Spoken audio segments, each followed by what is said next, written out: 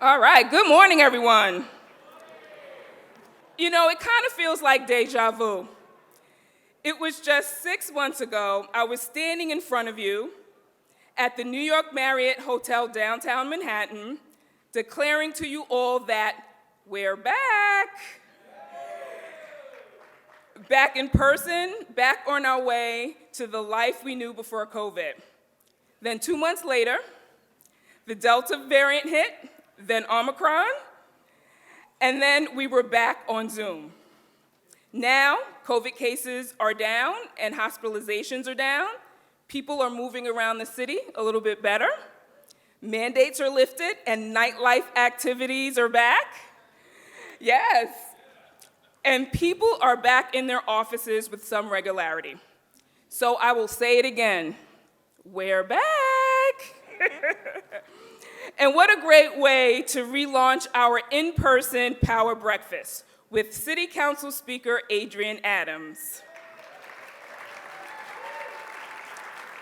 Now, Speaker Adams and I go way back, working side by side in Jamaica, Queens to increase, Jamaica, Queens, all right, to increase quality jobs and small business support, promote economic growth and economic development, and improve livability. And I'm really excited to host her this morning. And Stephen will introduce her in just a moment. But hosting her today really reminds me about the moment that we're in, closing out Women's History Month, and thinking about all the phenomenal women, including our speaker, who have paved the way for many of us. And we are in a historic time here in our city with the first Black female Vice President of the United States, a female governor at the helm of the state of New York for the first time, and the new New York City administration, mayoral administration, having several women appointed in key leadership positions. And just yesterday, we hosted an ABNY Women event with some of New York's most impressive female leaders, including Teresa Gonzalez, who's a principal of Daly Gonzalez and partner at Bolton St. John, Christine Quinn, who's now president and chief executive officer at Wynn, and Sheena Wright, the New York City Deputy Mayor for Strategic Initiatives. And we were in a room full of powerful women leading the way in politics, the corporate and nonprofit sectors, higher education, labor, and many other fields. And every March, Women's History Month provides us with an opportunity to honor the generations of trailblazers, women who have built our nation, shaped our progress, and strengthened our character as people. However, what this month also reminds me of is despite the many strides and despite the progress being made, women and girls, especially women and girls of color, still face systemic barriers to full participation in our economic viability of the city and wider gaps in opportunity and equality. So as we close out this month, let's not forget that when we speak of New York City's recovery, and when we strategize and plan for ways of building a better and brighter future for us all, let's reflect on the often overlooked contributions of women to our history. And now, our chairman, Stephen Rubenstein, will introduce today's special guest. Stephen?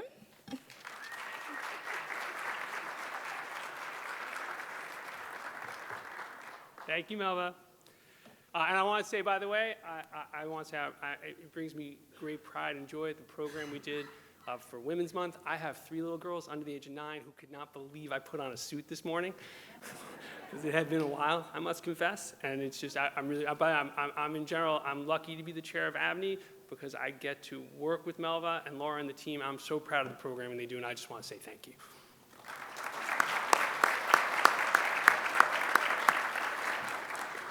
Now, one of the things I love most about ABNY and our ABNY community is that we get to watch compelling voices from among our fellow New Yorkers rise up and lead us. Those people share something in common with each other and with ABNY: love of New York, love of New Yorkers, and a passion for our collective good. Today, our speaker, or rather the speaker, Adrienne Adams, has devoted her life to the collective good. has risen to lead us through a distinguished civic and political career. This past January, in a closely watched race, the City Council chose her as its new speaker. And I just want to take one moment. There are a few council members here with us today. I just want to recognize them. I'll ask you to hold the applause till the end. There are council members Eric Botcher, Rita Joseph, and Keith Powers. And I wouldn't be doing my job if I didn't recognize the former speaker, Gifford Miller. Thank you all for your service, and thank you for being here.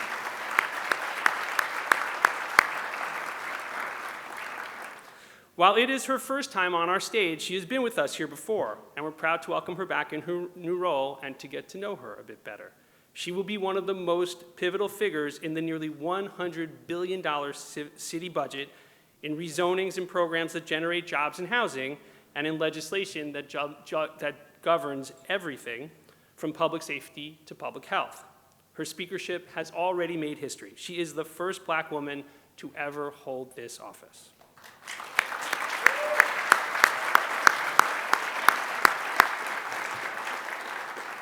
And she leads the first ever majority women council in our city's history.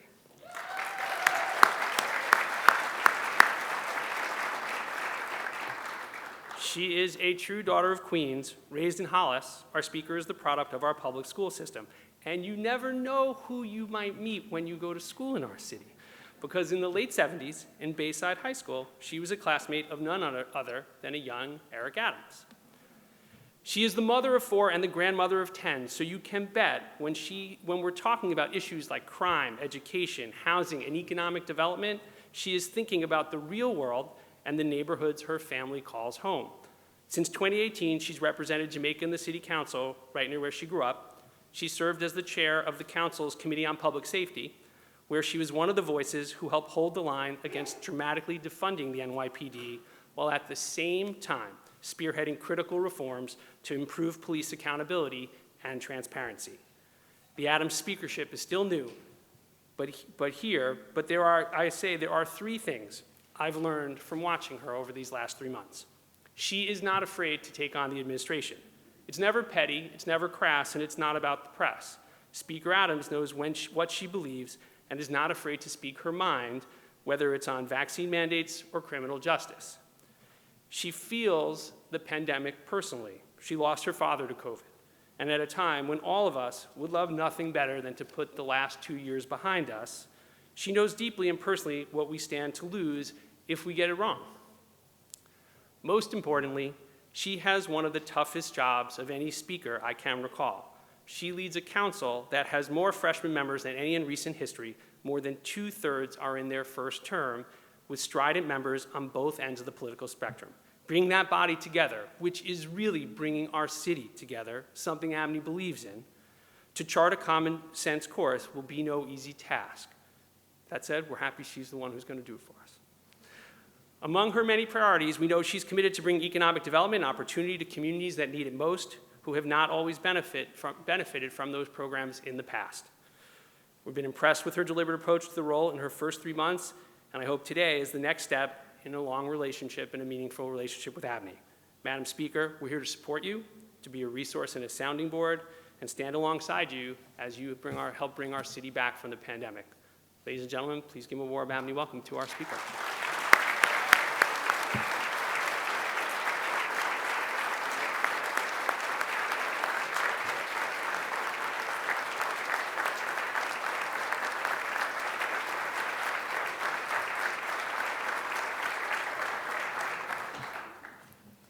I want to know who wrote that speech. Wow. This is amazing for me. Good morning. And thank you for welcoming me to today's ABNY Power Breakfast. It is an honor to be here with you today, joined by so many friends and business and civic leaders and fellow New Yorkers. Thank you, ABNY Chair Stephen Rubenstein. Thank you so much for your warm introduction and for your leadership here at ABNY. I also want to thank ABNY Chief Executive Officer and my good girlfriend, Melva Miller. You know, Mel is a leader from my borough of Queens. We've known each other for a very long time, and we've been in some very serious trenches together. She is the voice and the brilliance of economic development in Southeast Queens, and no one can ever take that from her. Let's give it up for Melba. Thank you very, very much to all of the ABNY board members as well. I thank you for this honor of inviting me this morning. I also recognize my colleagues who are in this room, the members of the New York City Council who are the wind beneath my wings. Good morning to you, colleagues. So this morning, we're going to discuss the importance of growing our local economy and securing a strong, fair, and equitable recovery for New York City. This is a magnificent day. I also want to recognize another good friend of mine, former City Council Speaker Gifford Miller, as well as the Honorable Judge J. Michelle Sweeting and CUNY Chancellor Felix V. Matos Rodriguez, an ABNY board member. Yes, I am incredibly honored to stand before you today as the first Black Speaker of the New York City Council, leading not only the most diverse council in New York City history, but also its very first woman majority.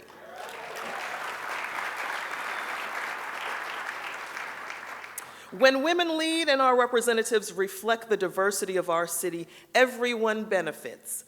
We bring a more holistic view to the entire world because we give birth to the world.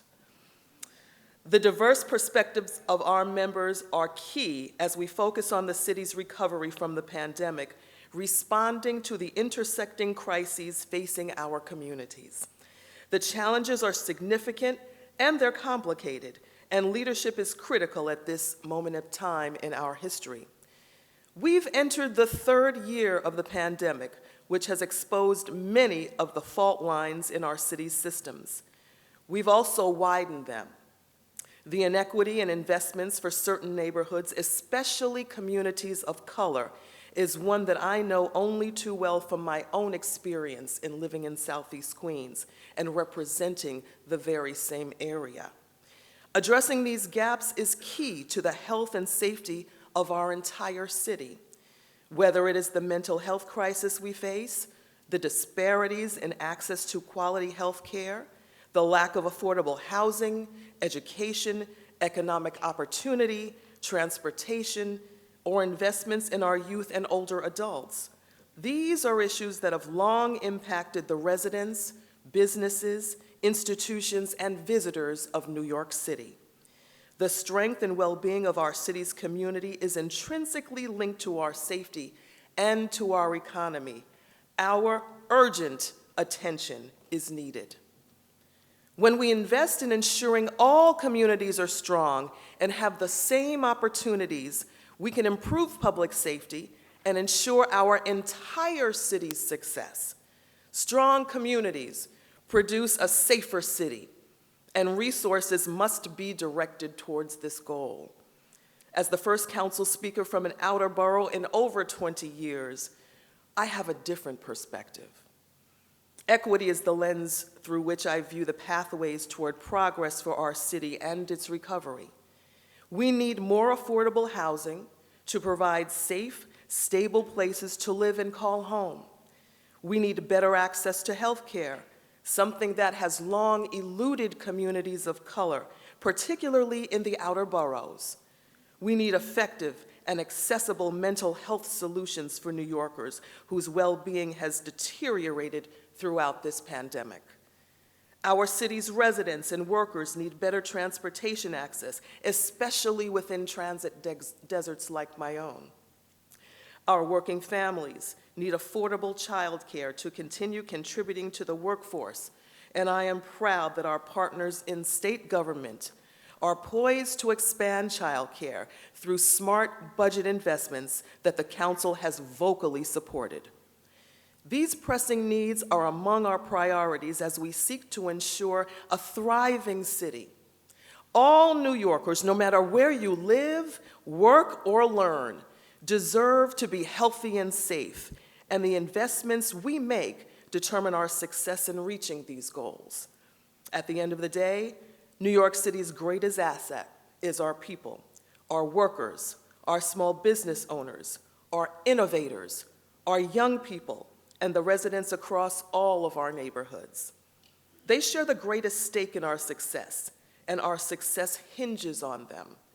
By investing in New Yorkers as the engine of our city, with a focus on equity, we can ensure communities are strong as we secure a holistic recovery. That is the prerequisite to improving public safety.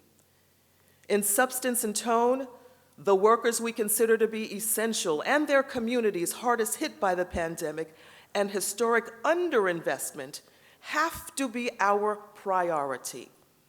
That's why I had such a strong opinion about the private employer vaccine exemption for celebrity athletes and performers announced last week. We can't prioritize athletes over concession workers.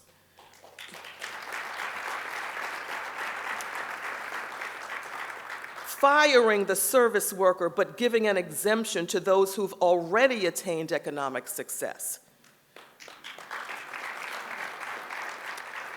We can't fire the city workers who sacrificed so much to protect us at the height of the pandemic, but then let the wealthy celebrity avoid the mandate. Expanding economic opportunities for all New Yorkers, particularly those who have historically lacked equal access to them, is the fundamental solution to our many challenges. It's time for a New York City economy that prioritizes true equity for all New Yorkers.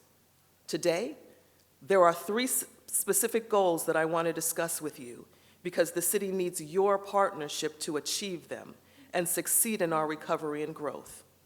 Number 1, we have to develop our workforce with a clear focus on building career pipelines for historically marginalized communities.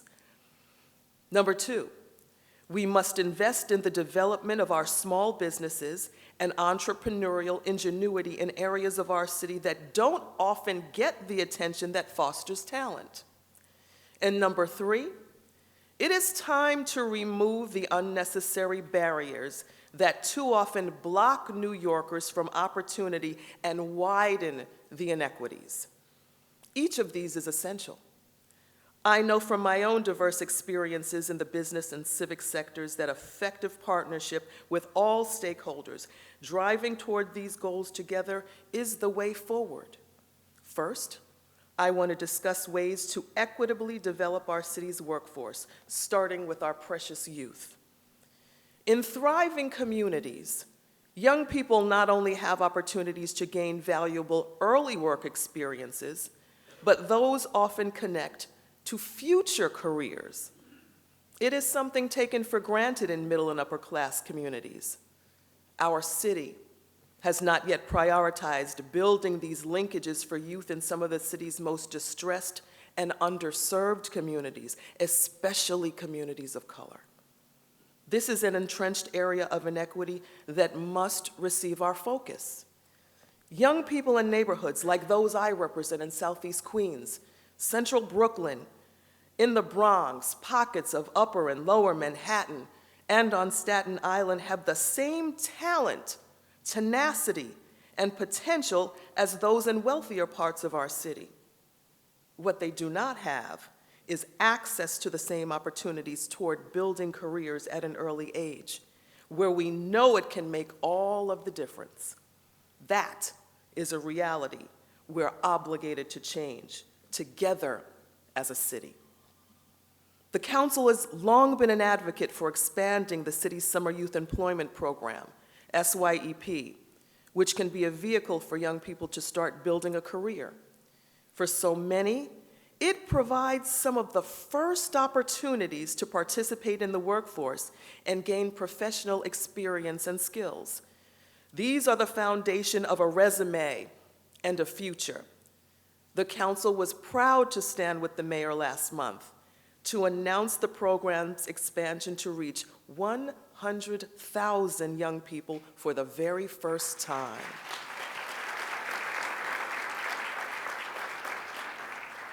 Yet, This should just be the beginning of our work.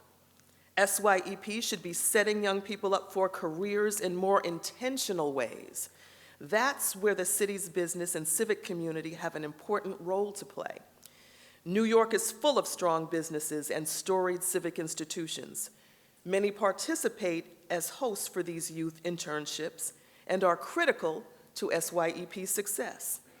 Yet, we will need the participation of more diverse employers from the public and private sectors to enhance the scale and impact of the SYEP program.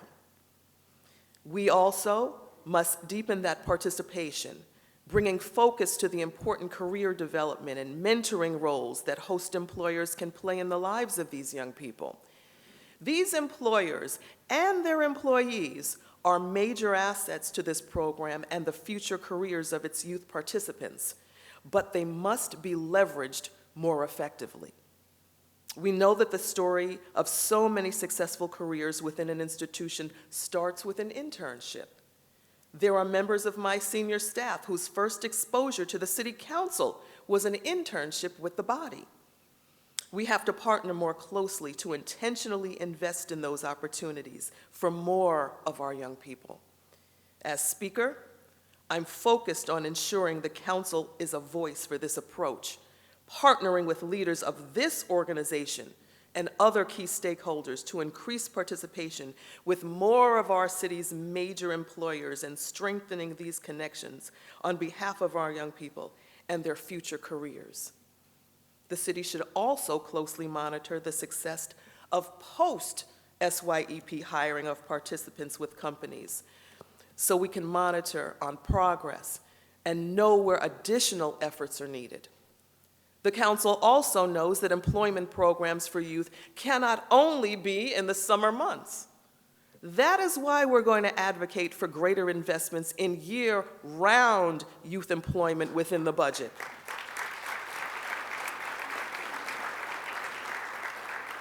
Especially for youth who are disconnected from our schools and other city programs. These should provide substantive work opportunities that lead to full-time employment, diverting youth away from destructive pathways and towards long-term stability. This will require a greater focus on building program infrastructure, but that is a front-end investment with positive returns for our workforce and public safety. We must also ensure a diversity of workforce development opportunities, providing options that engage young people's interests. This likely requires expanding programs like Apprentice NYC, which helps develop in-demand skills in high-growth occupations in advanced manufacturing. Pathways to Apprenticeship is another deserving program that mentors and trains New Yorkers from low-income communities. Those living in public housing and with past justice system involvement for construction union apprenticeships. Given the infusion of federal infrastructure funds coming into the city, we need to build pipelines to jobs and careers for communities that can benefit most from a focus on equity. At the same time, the city has to make the transition from its youth employment programs to adult career and workforce development services more seamless, bridging the gap to increase their effectiveness. Part of this is intentionally increasing coordination and links, which should be a focus of the mayor's efforts to increase government efficiency. The civil service system could also be an asset in building bridges toward careers within the city. By pairing civil service youth employment programs with our city workers, we can foster mentorship of young people that keeps them on track for civil service careers. Part of the strategy to strengthen our workforce must also be to replace the notorious school-to-prison pipeline with a strong school-to-professional pipeline that starts with expanding the career and technical education CTE programs in our school system to prepare students for college and/or careers in diverse industries and trades, from architecture to construction to information technology and everything in between. Through participation in coursework and skill building, Students who complete CTE programs are better prepared to make college and career decisions based on these real-world experiences. Providing our students, just like all young people with options to their future, is essential to their sustained engagement towards long-term careers. A key component to increasing the success of our CTE programs requires collaboration with the business community to expand the number of workplaces available to students.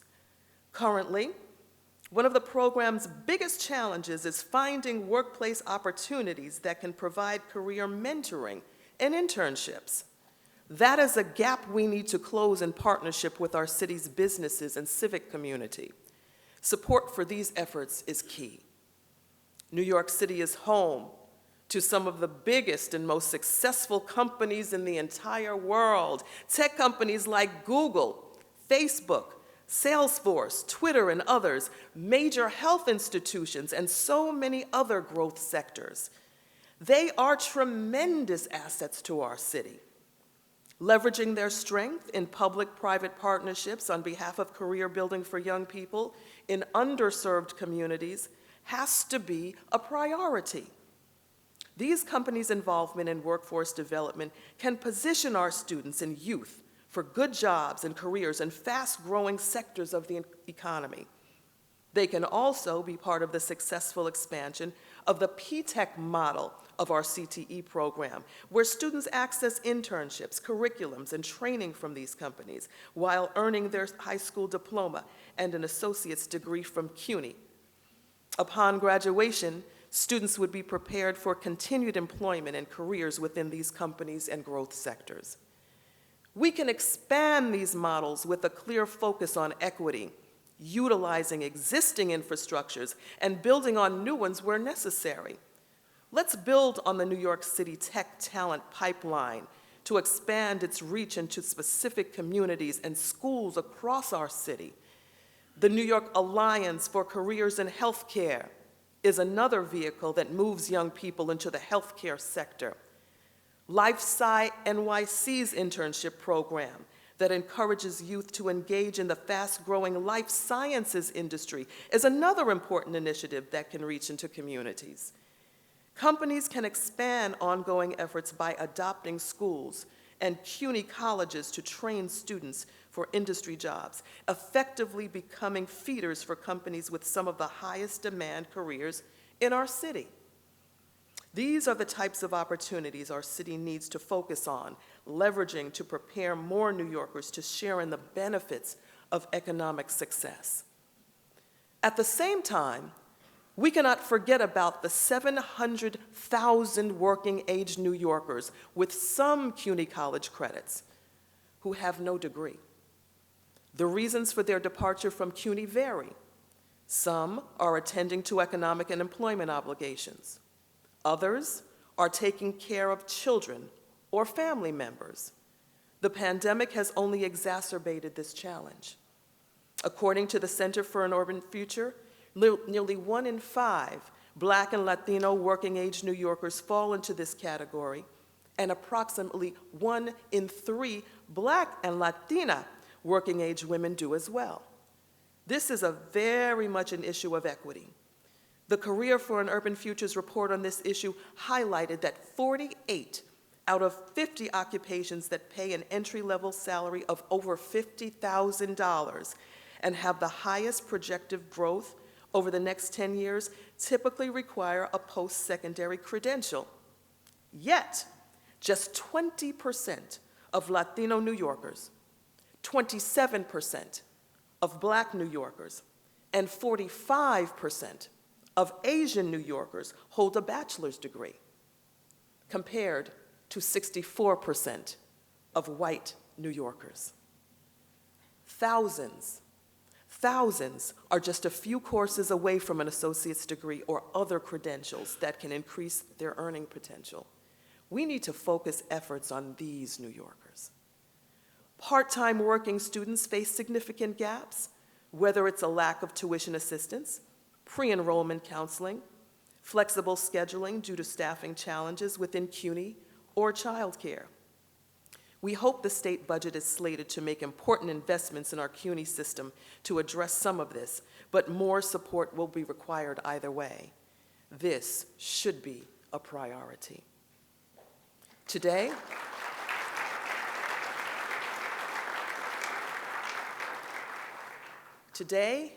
I'm endorsing a smart investment to address this by announcing support for a CUNY Reconnect initiative based on the important research by the Center for an Urban Future.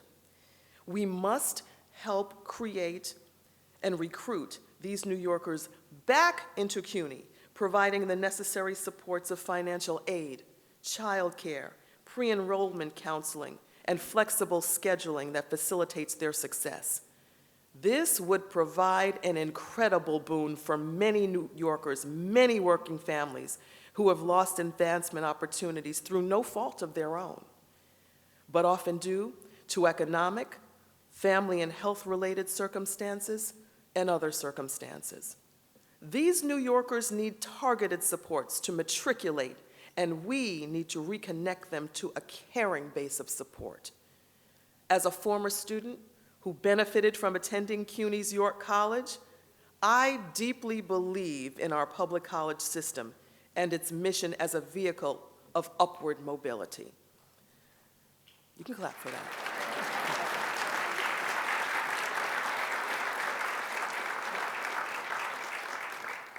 The university must remain responsive to the needs of the city's residents, and I look forward to working with CUNY to realize this goal.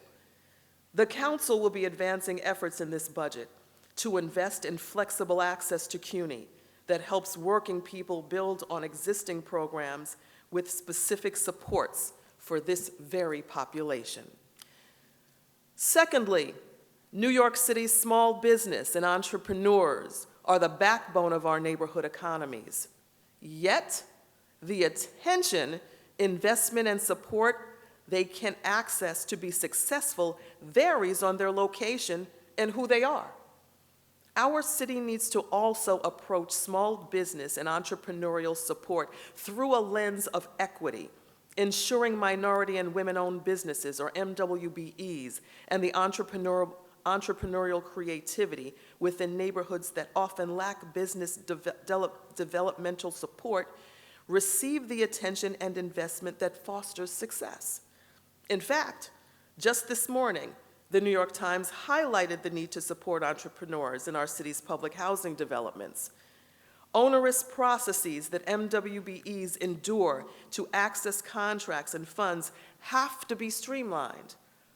For too long, there have been barriers and disincentives that block businesses run by people of color and women from opportunity. We must address these intentionally and in a coordinated way. We can also do more to help local small businesses, especially those owned by New Yorkers of color, access e-commerce. During the pandemic, many small businesses and entrepreneurs innovated by bringing more of their products to online markets. But most of our city's small businesses could not successfully replicate this shift. Although many have built loyal followings and could really develop further success through online retail, they face the challenges of technology and prohibitive fees to access these very new markets. This is where the city can step in and play a meaningful role. We can support these under-resourced businesses to make them more competitive and resilient in the digital age by providing targeted technical support through expansion and replication of existing city and state programs. We can help many small businesses and entrepreneurs unlock business opportunities. This could benefit many community staples and immigrant-run small businesses who have demonstrated the ability to build a dedicated customer base. Another critical small business investment is expanding equity-based business incubators, following the Brooklyn Navy Yard model. Over the years, the city has successfully cultivated a growing number of small businesses through this very model. Recently, the Navy Yard has brought an equity focus to its successful model.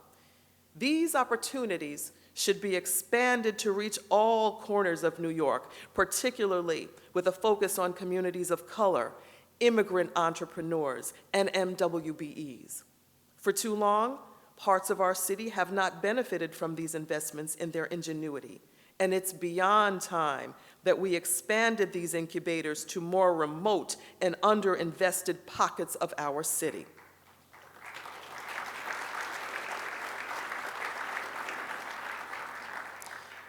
A complementary strategy, also aligned with the Navy Yard model, would connect investors to these incubators to provide more equitable access to venture capital.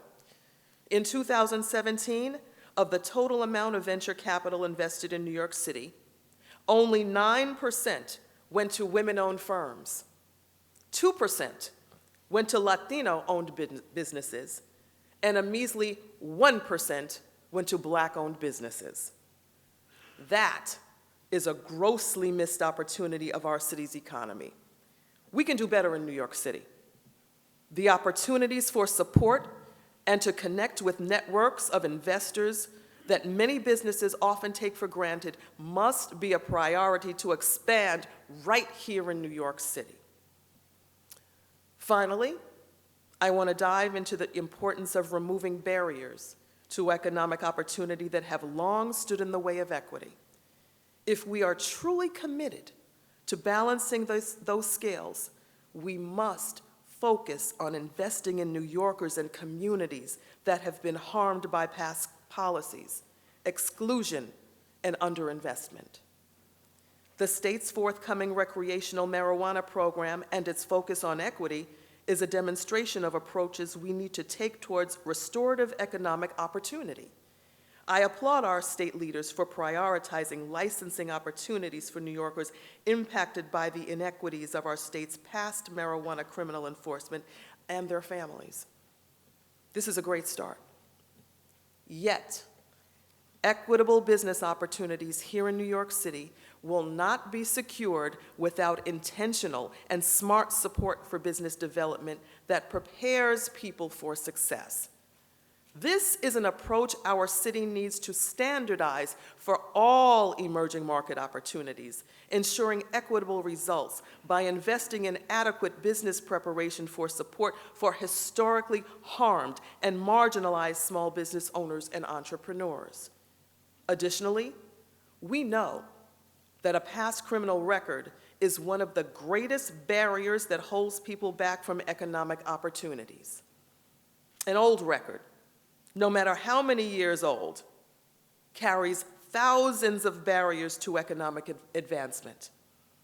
The proliferation of these records are often the lasting result of decades of inequitable criminal justice system enforcement and policies that targeted Black communities and other marginalized communities.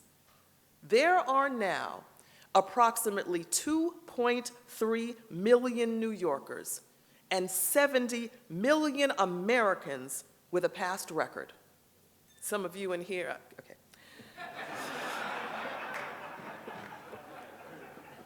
They can be blocked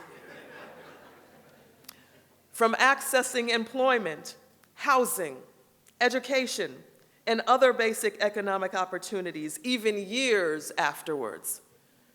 The vast majority are years beyond their record and have long been living in our communities without any further involvement in the justice system, right? Those of you out, I'm going to help me, trying to wait.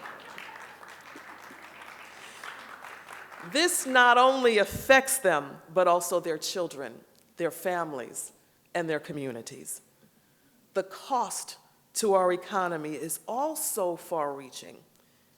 New York City loses out on nearly $2 billion in lost wages each year because of the barriers from those old legal records. And nationally, it costs the U.S. economy $87 billion in lost GDP. We can no longer maintain these barriers that lock people who would otherwise contribute at greater levels out of the economy. Ensuring access to economic opportunities for people living with past records is an investment in our communities. Improving our collective stability, well-being, and public safety. That is why I've long supported the Clean Slate Act and am urging state legislature to pass and the governor to sign this important measure to automatically clear certain eligible old records. You can thank me later, some of you in this room. It's the smart approach for our safety and economy. That's why Fortune 500 companies like JP Morgan, AT&T, Bank of America, CVS, Home Depot, and many others have been supportive of these kinds of policies as part of the Second Chance Business Coalition. Their goal is to promote the benefits of second chance employment and provide employers with the resources to hire and advance the careers of people with past records. New Yorkers' businesses should add their voices to supporting these sensible and smart approaches for New York. When other states are advancing similar efforts in bipartisan fashion, there is no reason for New York to undermine its economy by maintaining these barriers to employment and economic advancement.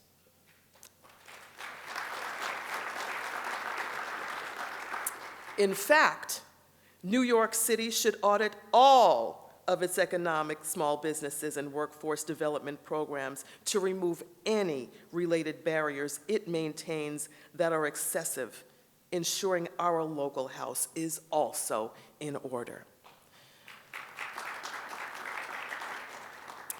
The council will continue to be a voice for eliminating barriers to economic equity and opportunity for New York City's working families, putting forward leadership to enact solutions. By removing hurdles and creating a more inclusive economy, we can ensure that all of our communities are healthy and thriving. Fundamentally, I believe we must invest in New Yorkers as the drivers of our economy and our city. And when we prioritize these investments with a focus on equity, we can strengthen all communities, improving public safety in our city, and securing an economic recovery for all. None of this is possible without the partnership and collaboration of every person in this room and outside of this room. We must work together to achieve this shared goal of an equitable recovery for New York City. With the support of our business community and civic leaders and other key stakeholders, we can make this vision into a reality. Thank you very much.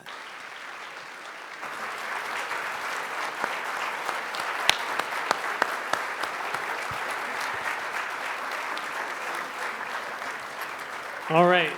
Thank you. First, Madam Speaker, I want to thank you for such a thoughtful and substantive set of remarks. I will say you are not the first person to stand on the stage and talk about these issues, but I somehow have a slightly different feeling that you're not fooling around and that you were going to get this stuff done.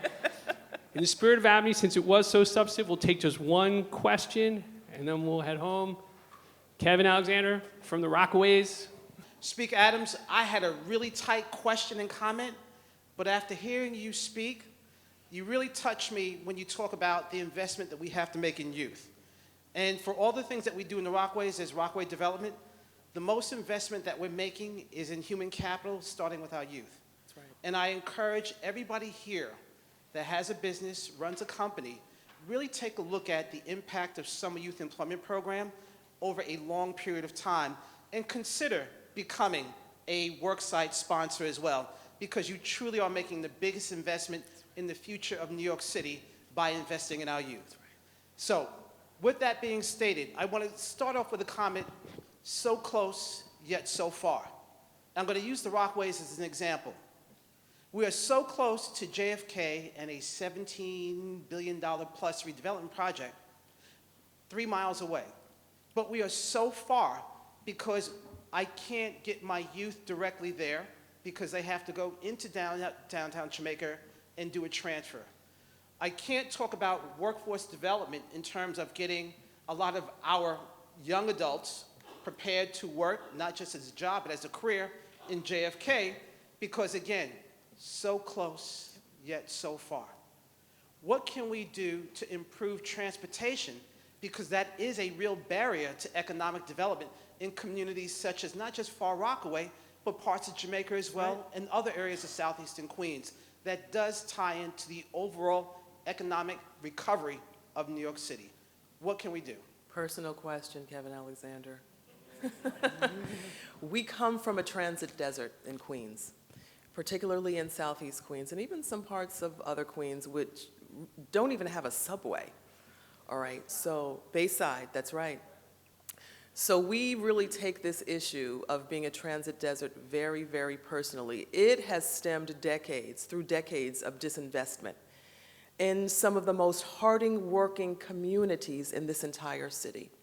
So what I can let you know from a personal standpoint is that I have met with Jano Lieber several times. He promises me that Queens is going to be a priority for him. We have endured so much. We take 3 buses and perhaps 2 or 3 trains to get to Manhattan, all right? I've done this personally in working in Lower Manhattan. We only have express buses that go to Midtown Manhattan. So in my days as a corporate trainer and working on 2nd and 3rd Avenue in Midtown Manhattan, I would have to drive my car to the express bus stop, get on the express bus, and then walk to work. From there, when I worked in Lower Manhattan, I would have to drive my car to the express bus because I refused to take the train. That would have been like 4 or 5. I would drive my car to the express bus, pay the fee for the express bus. Now that's a different fee, all right, it's higher. Pay the fee for that express bus, get off the express bus at Park Avenue, take 2 trains from the subway to get to Lower Manhattan, and then walk about 5 or 6. That is unreasonable for anybody in New York City to get around. So with the new focus that we have, with the new leadership that we have right now also with Richard Davey, we are looking towards and will hold them accountable for our transit deserts. We now have names and faces, connectivity, if you will, in places in the council, because I'm not the only one that has experienced a transit desert and living and working through the lifestyle within a transit desert. So we, as a city council now, with this first diverse city council, representing communities that look like the people that represent them in every pocket of the city, that's an amazing first for us.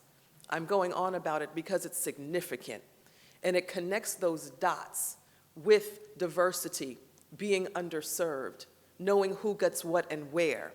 We now represent that leadership in our body that will hold agencies accountable for their treatment of the people in our communities who have been underserved for so long. Keep your eyes on the council, because the council is going to keep their eyes on the agencies that are accountable to you and to your community.